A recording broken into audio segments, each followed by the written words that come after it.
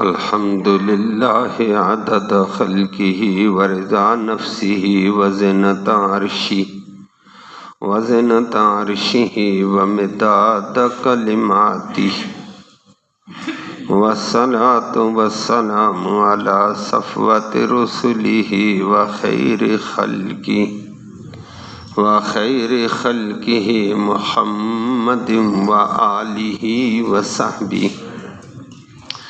اما بعد فاعوذ باللہ من الشیطان الرجیم بسم اللہ الرحمن الرحیم ربی قد آتیتنی من الملک وعلمتنی من تأویل الاحادیث فاطر السماوات والارض انت ولی فی الدنیا والآخرہ توفنی مسلما والحقنی بالصالحین صدق اللہ العلی العظیم وبلغنا رسولہ النبی الامی الکریم۔ قابل تکریم معزز سامعین کرام،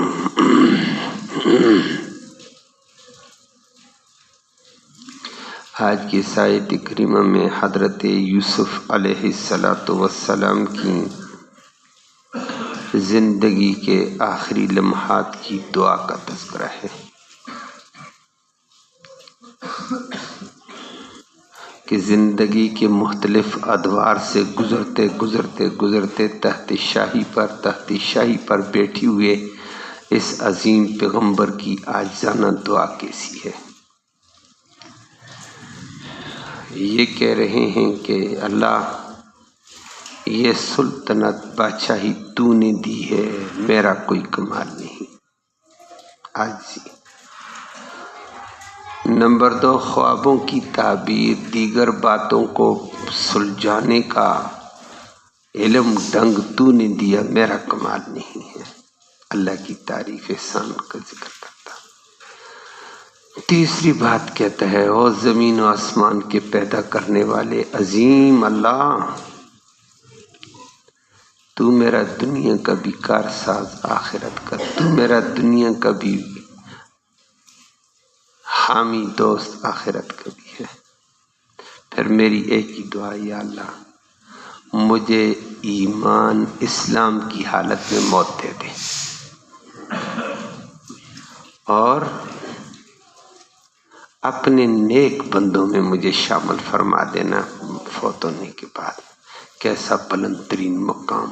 اپنے پیغمبر نے اپنے رب سے کیا دعا کر دی ہے، لفظی ترجمہ سماعت فرمایا یوسف علیہ السلام کہہ رہے ہیں، فرمایا ربی، اے میرے پروردگار، قد پکی بات آتیتا، تو نے عطا کیا، نی مجھے، من الملک، یہ بادشاہت، یہ تیری عطا ہے، میرا کمال نہیں ہے، تیرا احسان ہے۔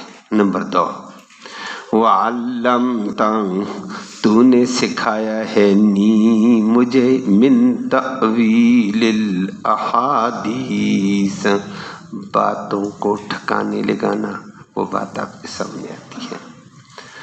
نمبر 3، فاطر السماوات والارض، اور زمین و آسمان کو پیدا کرنے والے، انت ولی، تو ہے ہمارا حمایتی، تو ہے میرا دوست، تو ہے میرا مددگار، فی الدنیا، دنیا میں بھی، والآخرہ، اور آخرت میں بھی۔ اللہ، وتوفنی، مجھے موت دینا، مسلمن، اسلام لانے کی حالت میں، مسلمان ہونے کی حالت میں، وَأَلْحِقْنِي، اور پھر فوت ہو جانے کے بعد، الحقنی، مجھے ملا دینا، بالصالحین، نیکوکار بندوں کے ساتھ۔ اللہ ہم سب کو یہ سعادت نصیب فرمائے۔ یہ پیغمبر کی دعا بڑی معنی خیز تھی۔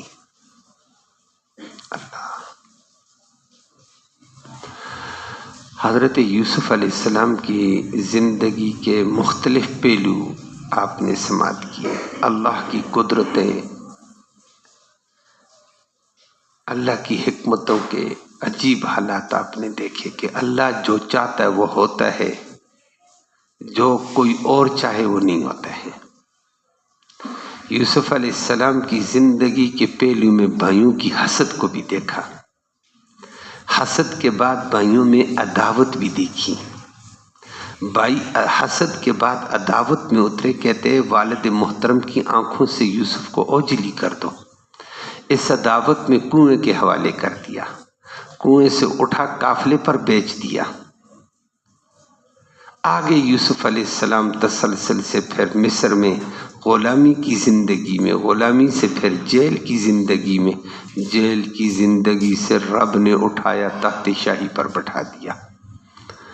تخت شاہی پر بیٹھ کر یوسف علیہ السلام بادشاہ بھی بنے، تخت شاہی پر فائز ہوئے، مصر اور قرب جوار کی حکومتوں کے امن کو بھی سنبھالا، معیشت کو بھی سنبھالا، تعلیم تعلم کا نظام بھی اخلاق کا قائم کیا، اور پھر اسی دوران بھائیوں کے ساتھ کیا اخلاق سے پیش آئے وہ بھی آپ نے دیکھا۔ پہلی دفعہ بھائی آئے، بھائیوں کے ساتھ رشتہ داری کی بنیاد پر اخلاق سے پیش آئے، ان کو کچھ بھی نہیں کہا، پتہ بھی نہیں لگنے دیا میں کون ہوں۔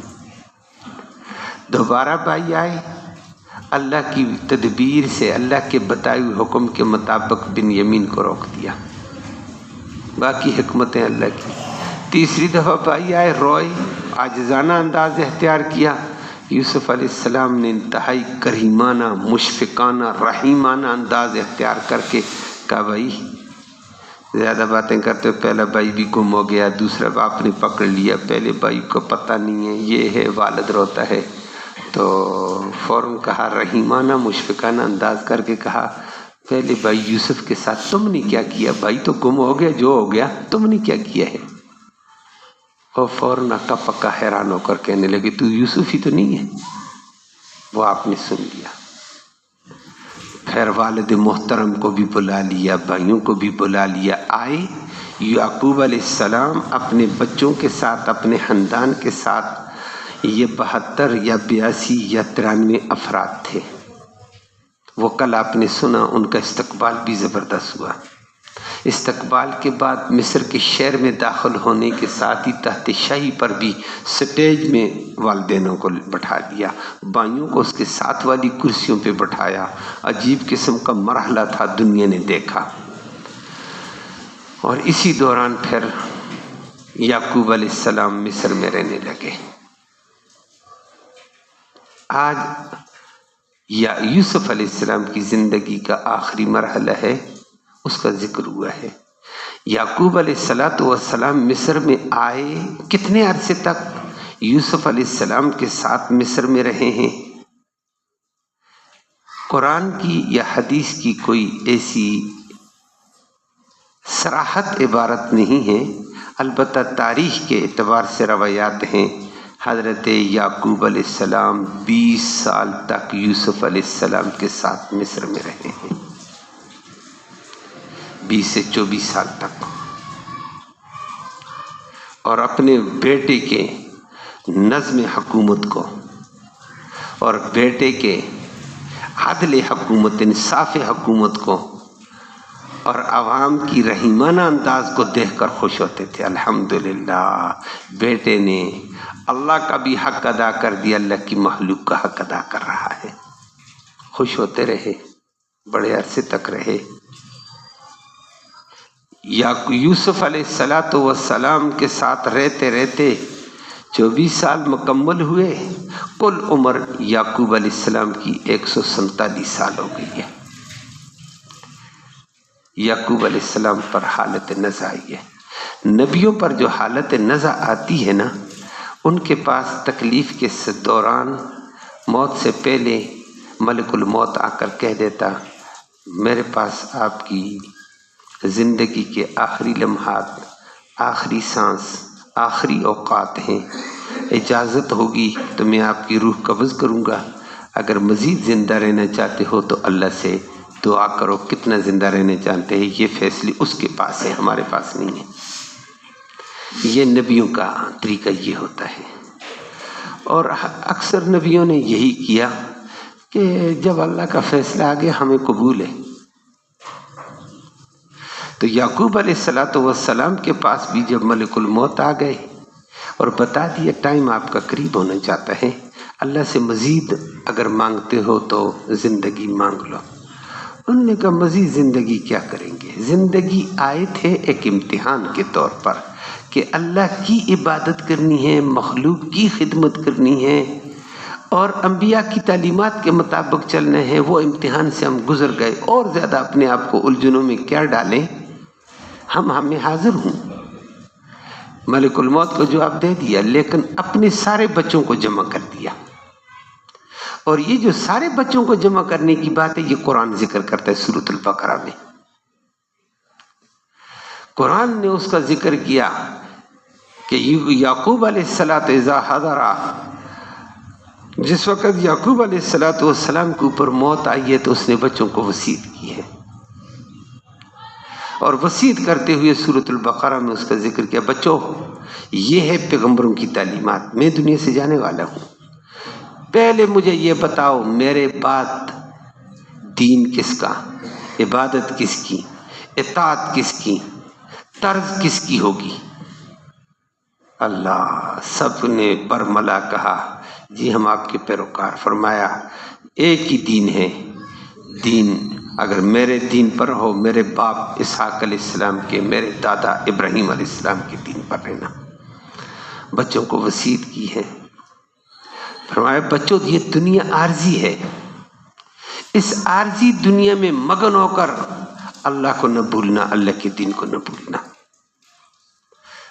بچوں کو وصیت کی ہے دین پر قائم رہنے کی، ایمان پہ بحال رہنے کی یعقوب علیہ السلام نے، اور پھر یوسف علیہ السلام کو آخری وصیت کی ہے کہ یوسف علیہ السلام کو کہا کہ میری ایک خواہش ہے، ہر نبی کی خواہش ہوتی ہے، مجھے مصر میں دفن نہ کرنا، مجھے اپنے علاقے میں میرے والد محترم حضرت اسحاق علیہ السلام کے ساتھ دفن کر دینا۔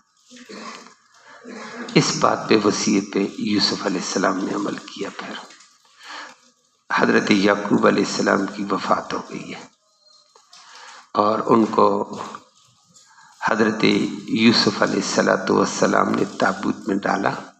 مصر کے بڑے لوگ، اس وقت تو مصر آگے بلندیوں پہ دینداری میں چلا گیا تھا، لوگ بھی دیندار یوسف علیہ السلام کے ساتھ گئے، اور کنعان کے قریب بیت المقدس سے تھوڑا سا فاصلے پر آگے حضرت اسحاق علیہ السلام جہاں دفن تھے، وہ اللہ نے یوسف علیہ السلام کو وحی سے بتا دیا کہ یہاں اسحاق علیہ السلام دفن، تو ان کے ساتھ ان کی قبر بنا دو۔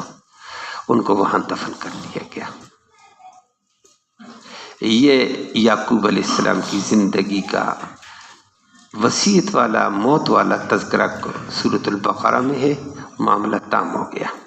147 سال کی عمر تک یعقوب علیہ السلام زندہ رہے، بچوں کی تعلیم و تربیت کو، ایمان کو، دین کو دیکھ کر خوش ہوتے تھے، الحمدللہ بچے دین پر ہیں۔ جاتے وقت بچوں کو دین کی تعلیم کی وصیت کر کے گئے، اور دنیا داروں کا کیا طریقہ ہوتا ہے، جاتے وقت دنیا کی وصیت۔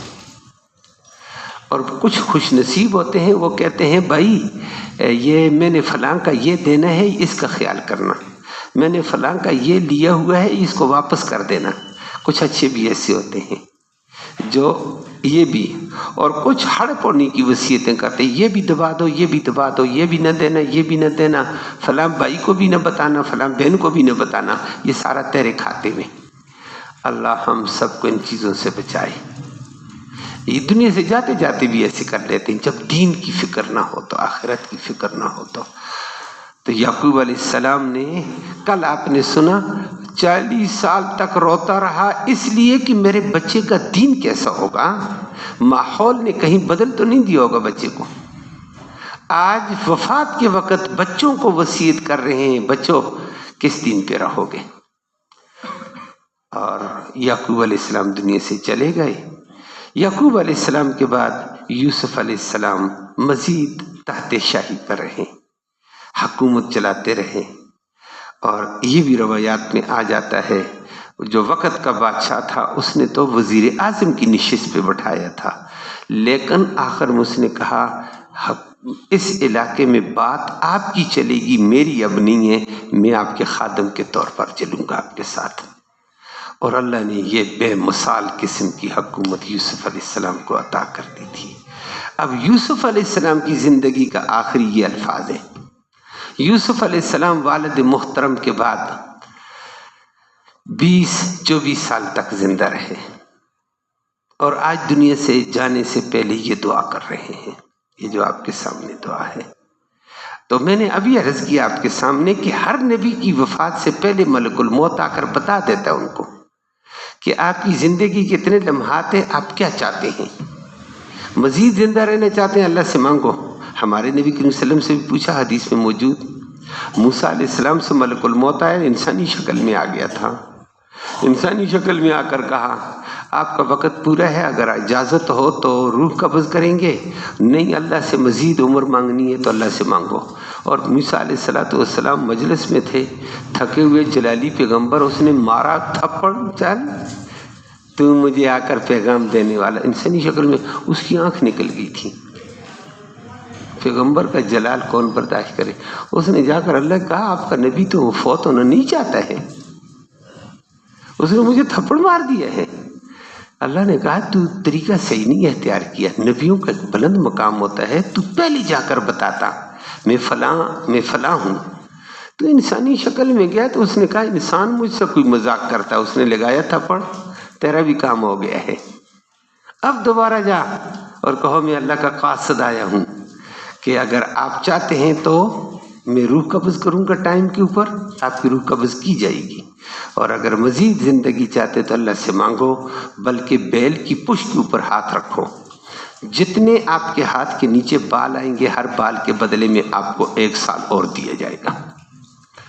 حضرت موسیٰ علیہ السلام کو اس نے آ کر یہی کہا، اس نے کہا موسیٰ علیہ السلام نے اب اس سے سوال کیا بھائی اگر بیل کی اس کے اوپر میں ہاتھ رکھوں گا ہر بال کے بدلے میں 1 سال ملے گا، اس کے بعد فرمایا اس کے بعد جانا ہے؟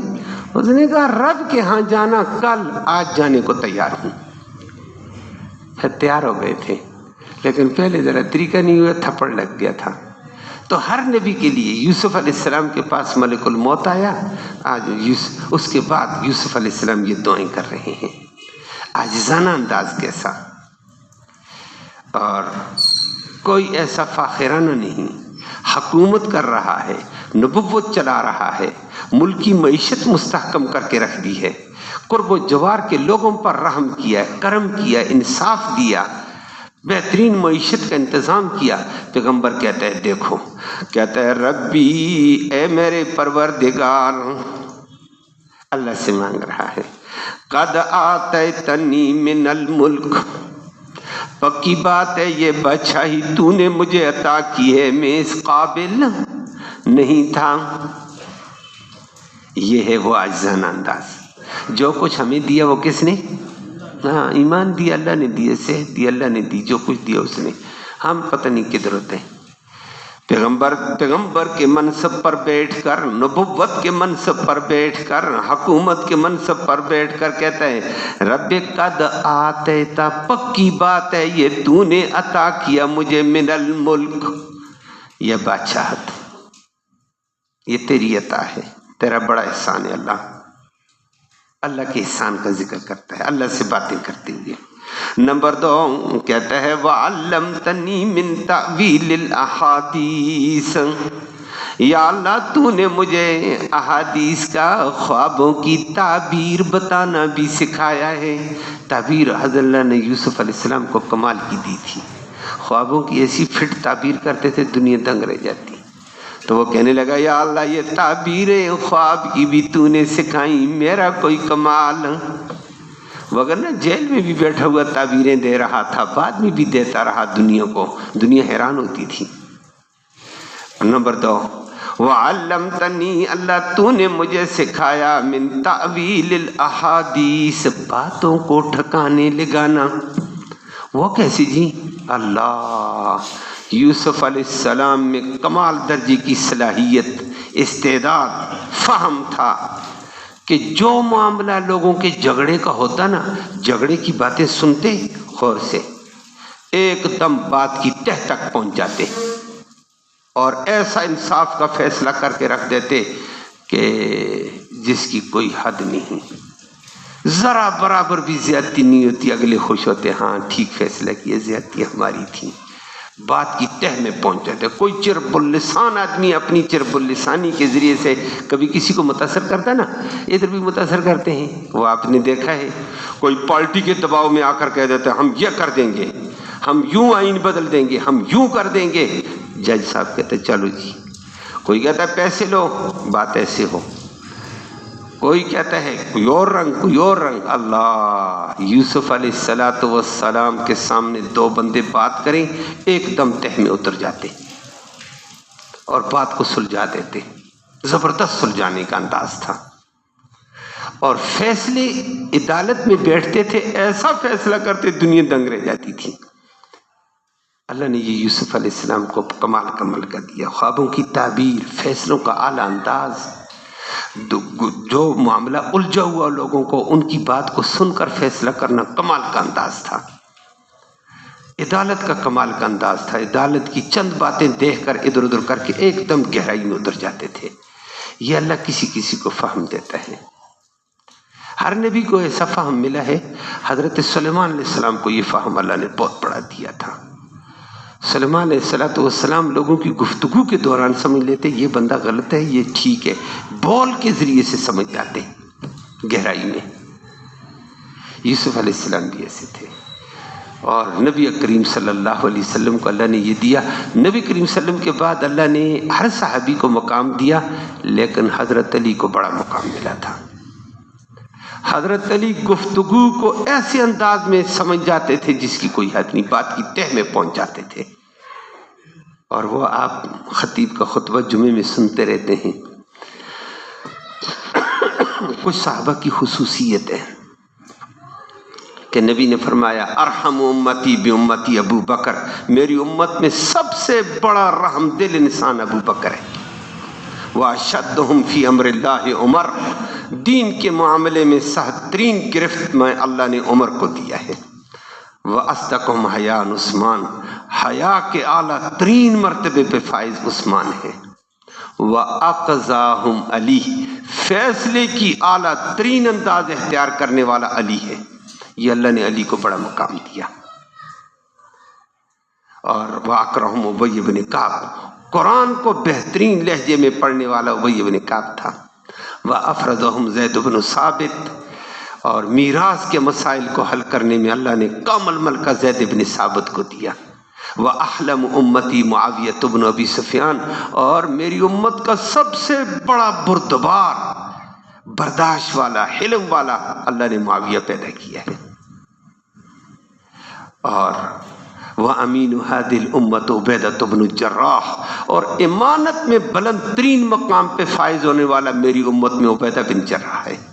یہ خصوصیات اللہ نے دی تھی، حضرت علی کو بھی دی، وگرنہ آپ کو پتہ ہے حضرت عمر کے فیصلے تو بڑے مشہور تھے، لیکن حضرت علی جس گہرائی میں اترتا تھا کمال انداز تھا اس کا۔ بلکہ حضرت عمر کبھی کبھی کہا کرتے تھے، ان کا ایک مشہور جملہ چلتا ہے، حاذہ قضیۃ ولا ابا حسن لها، ارے یہ معمہ آ چکا ہے، اس کے لیے کوئی ابو حسن نہیں ہے۔ بھائی ابو الحسن کون؟ حضرت علی، حسن کا باپ علی تھا۔ عمر بھی یہ کہہ دیتا ہے آج یہ معمہ آ گیا ہے اور ابو حسن جیسا کوئی نہیں ملا مجھے۔ تو علی کو اللہ نے یہ مقام دیا تھا، باتوں کو سلجھانا، فیصلوں کو اعلیٰ انداز میں حل کرنا، ہماری امت میں اللہ نے علی کو دیا۔ اور ہاں یہاں حضرت یوسف علیہ السلام کو دیا، اور وہ کہتا ہے یا اللہ حکومت بھی تو نے دی، خوابوں کی تعبیر کا علم بھی تو نے دیا، فیصلوں کو حل کرنے کی صلاحیت بھی تو نے دی ہے، یا اللہ معاملات کو سلجھانے کا ڈھنگ بھی تو نے دیا، میرا کمال نہیں، یہ سارے تیرے احسان ہیں۔ اللہ کے سامنے اللہ کے احسانوں کا ذکر کرتا ہے، اور ہونے یہی چاہیے۔ بندہ کوئی چیز کھائی پیے، یا اللہ یہ تو نے دیا، ہم اس قابل نہیں تھے، یہ کھانا دیا، یہ پینا دیا، کیسے دیا، تیرا ہی کمال ہے یہ۔ آخر میں پھر یوسف علیہ السلام کہتا ہے فاطر السماوات والارض، اللہ کی صفات اور ذکر کی، اور زمین و آسمان کو بغیر مٹیریل کے، بغیر نمونے کے پیدا کرنے والے رب اللہ۔ یہ رب کو کہا اللہ تو بڑی طاقت والا، مٹیریل نہیں تھا، نمونہ نہیں تھا، آلہ نہیں تھا، تو نے اتنا بڑا آسمان بنا دیا، اتنی بڑی زمین بنا دی، تو کتنی طاقتوں والا ہے۔ تو پھر یہ مسئلہ میرا حل کر، اللہ کی صفت بیان کر کے، انت ولی فی الدنیا والآخرہ، تو میرا دنیا میں بھی ولی، حمایتی اور دوست، میرا آخرت کا بھی حمایتی تو۔ اب میں دنیا سے جا رہا ہوں، تو میرا دنیا اور آخرت کا ولی ہے۔ اور آخر میں کہتا ہے پیغمبر دعا کر کے، یا اللہ میں دنیا سے جانے والا ہوں، اب میرا وقت قریب ہے، انسان پھسل سکتا ہے، اللہ یہ پیغمبر ہو کر یہ دعا کرتا ہے، ہم پتہ نہیں کس بات کی مولی ہیں۔ پیغمبر تو پیغمبر ہوتے ہیں۔ کہتا ہے توفنی مسلمان، یا اللہ میری درخواست یہ ہے، اور زمین و آسمان کے پیدا کرنے والے، بغیر نمونے کے، بغیر مٹیریل کے پیدا کرنے والے عظیم رب، تو میرا ولی دنیا اور آخرت کا، تو پھر توفنی مسلمان، مجھے موت دینا مسلمان ہونے کی حالت میں، کلمے کی حالت میں مجھے دینا موت۔ یہ بہت اہم چیز ہے، اللہ ہم سب کو کلمے والی موت نصیب فرمائے۔ پیغمبر بھی اسی کا دعا، کیونکہ کوئی پتہ نہیں ہوتے، موت کی تلخیاں بڑی عجیب ہوتی ہیں، اللہ ہم سب کو محفوظ فرمائے۔ ان تلخیوں میں انسان پھسل جاتا ہے، شیطان ظالم پھسلاتا ہے۔ شیطان کا سب سے بڑا حملہ موت کے وقت ہوتا ہے، اور نبی کریم صلی اللہ علیہ وسلم کی وہ دعا ہے، بار بار نبی نے مانگی ہے، اللہ منی اعوذ بک من عذاب القبر، یا اللہ قبر کے عذاب سے بھی تیری پناہ، وَأَعُوذُ بِكَ مِن فِتْنَةِ الْمَحْيَا وَالْمَمَاتِ، زندگی میں طرح طرح کے فتنوں میں تیری پناہ میں آتا ہوں، والممات، موت کے وقت کے فتنوں سے تیری پناہ چاہتا ہوں۔ موت کے وقت نبی اکثر یہ کہتے تھے، ہمارے نبی، اور ہمیں بھی درس دیا، اور موت کے وقت شیطان انسان کا ایمان اچکنے کی کوشش کرتا ہے، کہتے تھے تیرا خدا، تو کلمہ پڑھتا رہا، تو نمازیں پڑھتا رہا، آج تیرا حشر کیا ہو گیا، آج یہ ہو گیا، آج وہ ہو گیا، اتنا وسوسے ڈال کر انسان کو خراب کرنے کی کوشش کرتا ہے۔ پیغمبر نے آخر میں یہ دعا کی، اللہ مجھے مسلمان ہونے کی حالت میں موت دینا۔ یہ اہم چیز ہے، اور ایک پیغمبر ہو کر دعائیں کر رہا ہے اللہ سے۔ اور اگلی بات ہے، فوت تو ہو گیا، آخرت میں کہاں؟ فرمایا وَأَلْحِقْنِي بِالصَّالِحِينَ، مجھے نیک لوگوں کے زمرے میں شامل کر دینا، صالحین میں شامل کرنا۔ یہ زبردست دعا ہے۔ حضرت سلیمان علیہ السلام نے بھی یہی دعا کی، رب ادخلنی فی عبادک الصالحین، یا اللہ مجھے نیک بندوں میں شامل فرما۔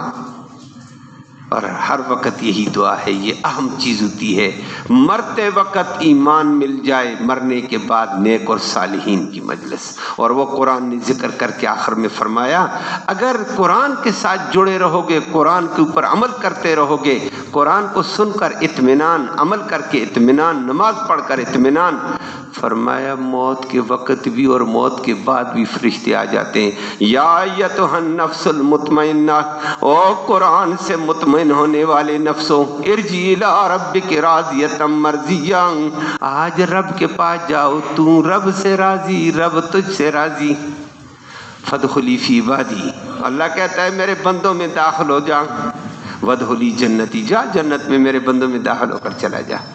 حضرت یوسف علیہ السلام نے زندگی کی کمال کی دعا کی ہے، دنیا کو درس دیا کہ اللہ کے احسانوں کو احسان مانو، اور اپنی عاجزی کا اعتراف کر کے اپنی موت اور موت کے بعد کی بہتری کی دعا کرو۔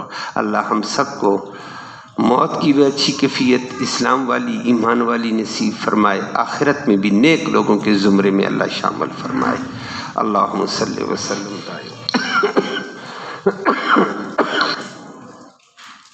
اللہم صلی وسلم دائما ابدا علی حبیبک خیر الخلق کلہم۔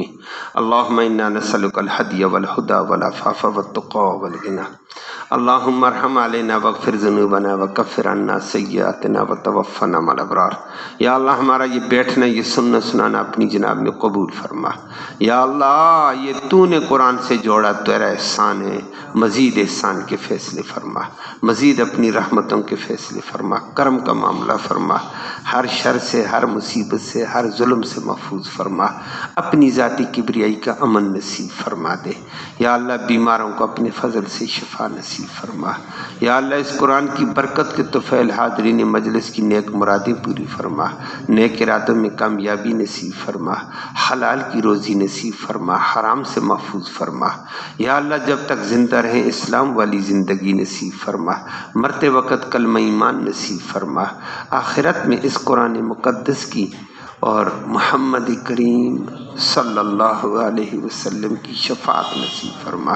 صلی اللہ تعالی علی خیر خلقہ محمد وآلہ وسلم۔